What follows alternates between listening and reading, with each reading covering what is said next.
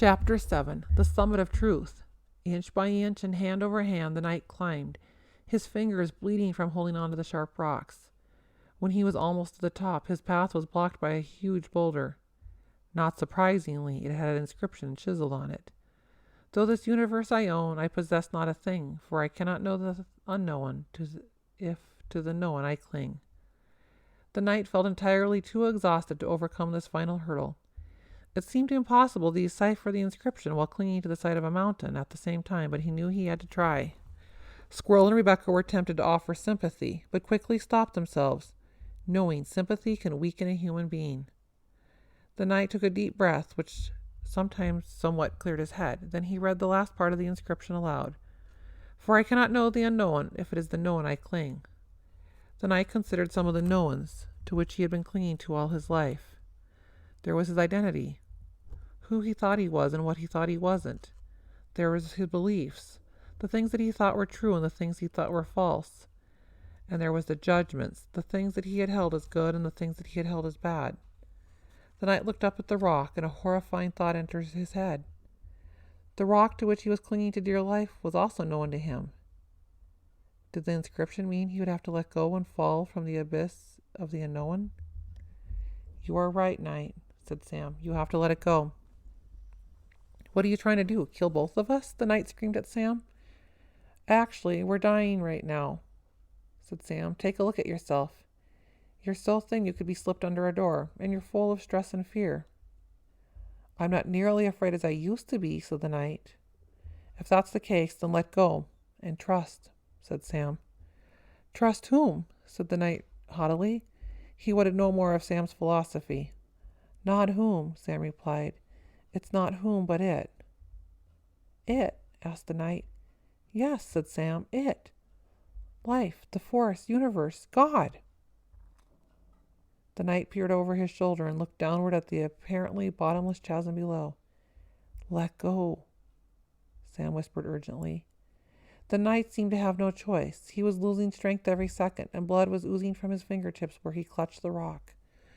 Believing he was going to die, the knight let go and plunged down into the indefinite depth of his memories.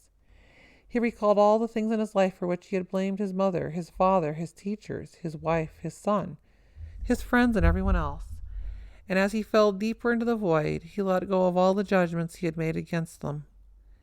Faster and faster he dropped, giddy as his mind descended into his heart. Then for the first time he saw his life clearly, without judgment and without excuses. In that instant he accepted full responsibility for his life, for the influences that people had had on it, and for the events that had shaped it.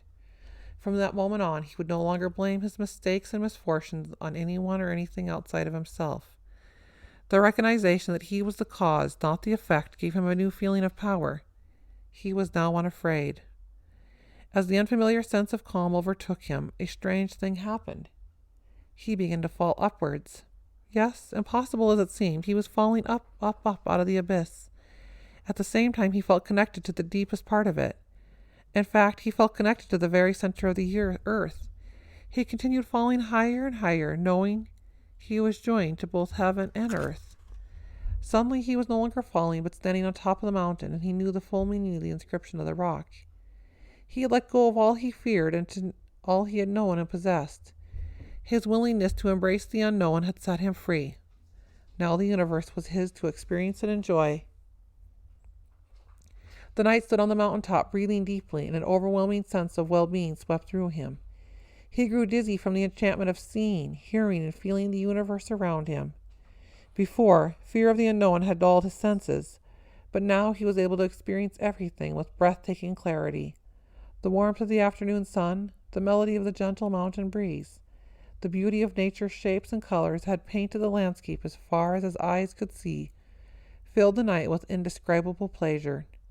His heart brimmed with love, for himself, for Juliet, Christopher, Merlin, for Squirrel and Rebecca, for life, and for the entire wondrous world. Rebecca and Squirrel watched the knight drop to his knees, tears of gratitude flowing from his eyes. I nearly died from the tears I left uncried, he thought. The tears poured down his cheeks, through his beard and into his breastplate. Because they came from his heart, the tears were extraordinarily hot, and they quickly melted the last of his armor. The knight cried out with joy. No more would he don his armor and ride off in all directions. No more would people see the shining reflection of steel and think the sun was rising in the north or setting in the east. He smiled through his tears, unaware that a radiant new light shone from him now, a light far brighter and more beautiful than the armor at his polished best, sparkling like a brook, shining like the moon, dazzling like the sun. For now, he could be all these things and more because he was one with the universe and he was love.